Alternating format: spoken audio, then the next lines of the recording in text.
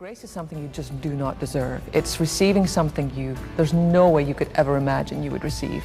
When I look at the story of the prodigal son, which is part of what I'm going to be sharing during Extravagant Grace, the father goes so far beyond what any wayward child deserves. Because in that culture, if a child left home, what the village would do if he ever tried to come back is they would take a pot, and when the child got near the village, they would go and smash it at his feet, which was a way of saying, you don't belong here anymore. You know, that's how you are.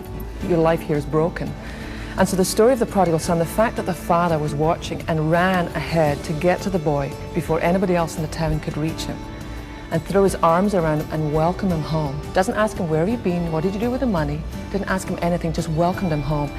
Had huge significance for the people who were listening to that story, much more than perhaps we understand in our culture. And that to me is what the grace of God does.